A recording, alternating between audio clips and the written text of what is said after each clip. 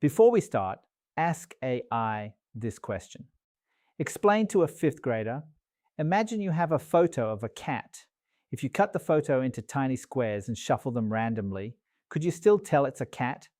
Probably not. The arrangement of pixels matters. Ears should be above eyes should be next to each other. Now imagine a robot that looks at every pixel separately without knowing which pixels are neighbors. Would that robot be good at recognizing cats? How could we help it understand that nearby pixels are related? Try this prompt now. The answer explains why regular neural networks struggle with images and why we need something smarter.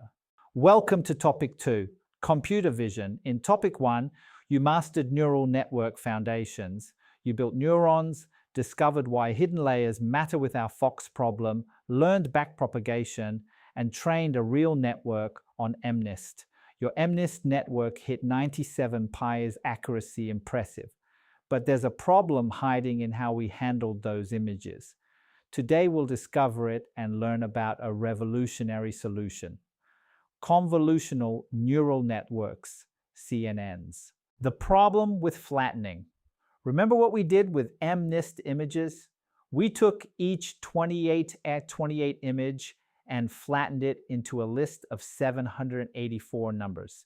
Then we fed that list into our network. This worked okay for simple digits. But think about what we lost. When you flatten an image, pixel 1 might be from the top left corner, pixel 2 right next to it. But to the network, they're just two numbers in a list. It has no idea they're neighbors. Pixel 28 is at the end of the first row. Pixel 29 is at the start of the second row. They're directly above, below each other in the image. But in our flat list, they're just two numbers with no special relationship.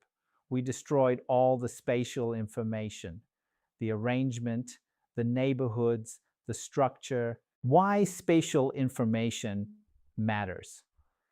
Think about how you recognize a cat in a photo. You don't look at random pixels. You look for patterns, pointy ears at the top, eyes in the middle, whiskers near the nose. The arrangement matters. A cat's eye is meaningful because of what's around it, the fur, the other eye, the nose below. An eye pixel alone tells you nothing. Our flattened network doesn't understand above, below, next to. It just sees 784 independent numbers. It has to learn from scratch that pixel 15 and pixel 16 are neighbors. The scaling problem. MNIST images are tiny, just 28x28, malware 784 pixels. Our network could handle this. But what about real photos? A typical smartphone photo is 4,000 x 3,000 pixels. That's 12 million pixels. If we flattened that and connected every pixel to every neuron in the first hidden layer, with 1,000 hidden neurons, we'd need 12 million x 1,000 shower 12 billion weights. Just for one layer, that's way too many. Training would take forever and the network would overfit badly. We need a smarter approach that doesn't require connecting every pixel to every neuron. Insight number 1, local patterns. Here's a key insight. Most visual patterns are local. An edge is formed by neighboring pixels. A corner involves a small region. A texture repeats in small patches. You don't need to look at the whole image to detect an edge. You just need to look at a small neighborhood, maybe 3x3 or 5x5 pixels. What if instead of connecting to all 784 pixels, a neuron only looked at a small 3x3 patch? That's just 9 inputs instead of 784. Insight number 2, the same pattern can appear anywhere. Here's another insight. A horizontal edge looks the same whether it's in the top left or bottom right of an image. A cat's eye has the same shape whether the cat is centered or off to the side. So why learn separate edge detectors for every location? That's wasteful. We should learn one edge detector and apply it everywhere in the image. This is called weight sharing, the same weights, the same pattern detector, get reused across all locations. Insight number 3, hierarchy of patterns. Remember how our Fox network had hidden layers?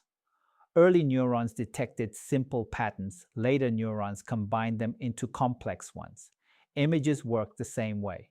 First, detect simple things, edges, corners, color patches. Then combine edges into shapes, lines, curves, circles.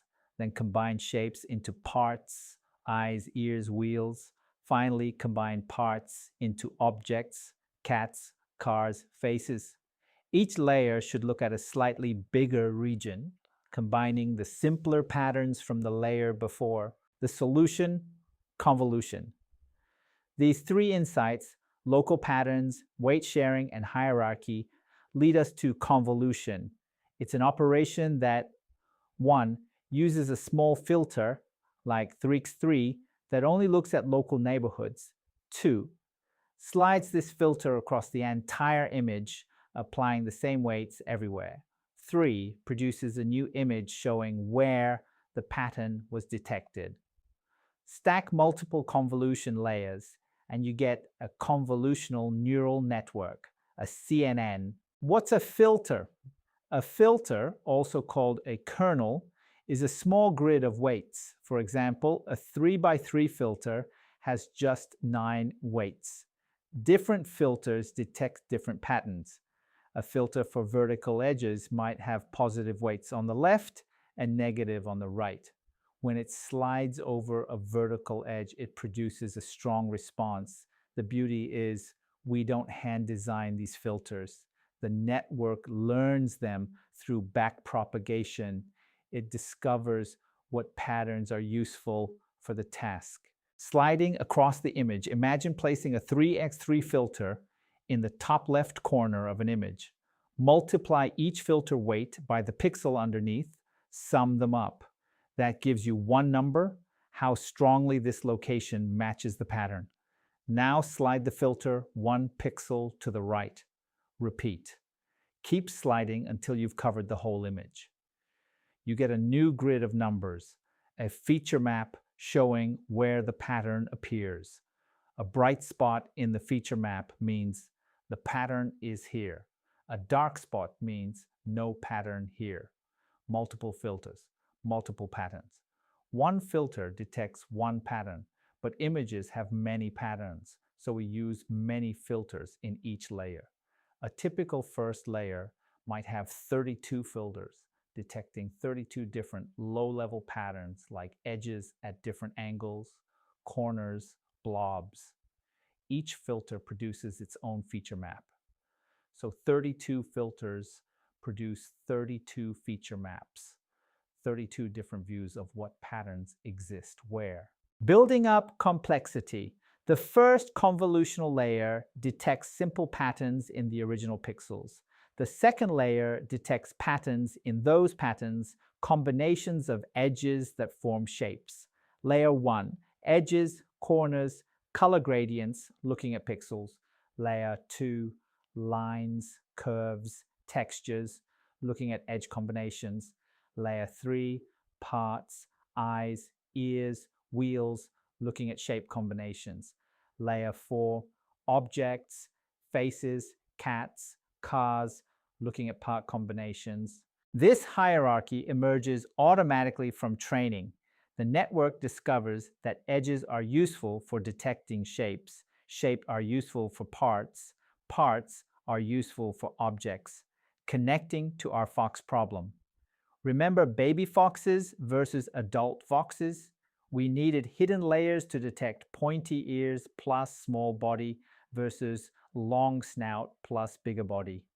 CNNs do the same thing, but for visual patterns. Early layers might detect pointy shape and elongated shape.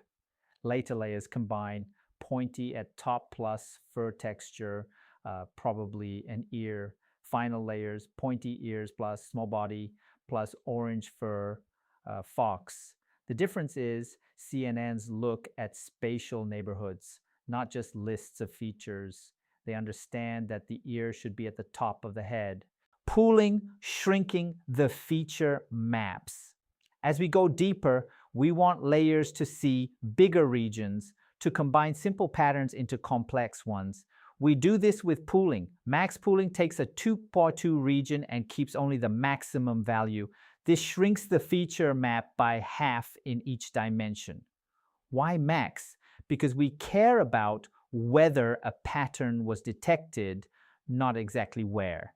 If there's an edge somewhere in a 2x2 region, that's what matters. Pooling also makes the network more robust to small shifts.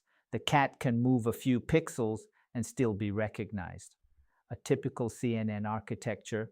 Here's what a typical CNN looks like. Input 28x1 image, grayscale like Menist. Conv layer 1, 32 filters of 3x3 produces 26x32 feature maps. Pool layer 1, 2x2 max pooling, shrinks to 13x32. Conv layer 2, 64 filters of 3x3 produces 11x64 feature maps. Pool layer 2, 2x2 max pooling, shrinks to 5x64 flatten, 5x64, 1600 numbers. Dense layer, 128 neurons, like our old networks. Output, 10 neurons with softmax, 1 per digit. The convolutional layers extract visual features. The dense layers at the end make the final classification decision. Parameter efficiency. A 3x3 filter has just 9 weights reused across the whole image, compared to fully connecting 784 inputs, way fewer parameters. Translation invariance. A cat is a cat whether it's in the center or corner. CNNs naturally handle this because the same filters scan everywhere. Hierarchical features. Complex patterns are built from simpler ones, just like how visual cortex works in your brain. State-of-the-art results. CNNs power face recognition, self-driving cars, medical imaging, and much more. Real-world impact. In 2012, a CNN called AlexNet won the ImageNet competition by a huge margin. It could classify 1,000 different object types with unprecedented accuracy. This sparked the deep learning revolution. Since then, CNNs have enabled face unlock on phones, automatic photo tagging, cancer detection from medical scans, quality control in factories, crop disease detection in agriculture. The same ideas we'll learn in the next few segments power billion-dollar applications worldwide. Key takeaways: flattening images destroys spatial information, and the network doesn't know which pixels are neighbors. Visual patterns are local, small regions. Repeating, same pattern can appear anywhere. And hierarchical, simple patterns combine into complex ones. Convolution uses small filters that slide across the image, detecting local patterns with shared weights. CNNs stack convolutional layers to build increasingly complex features: edges, shapes, parts, objects. Pooling shrinks feature maps and provides robustness to small shifts. Coming up next. In the next segment, you'll see convolutions in action. You'll watch filters slide across images, experiment with edge detectors, and understand exactly how this magic works before building your first CNN. Get ready to look at images in a whole new way.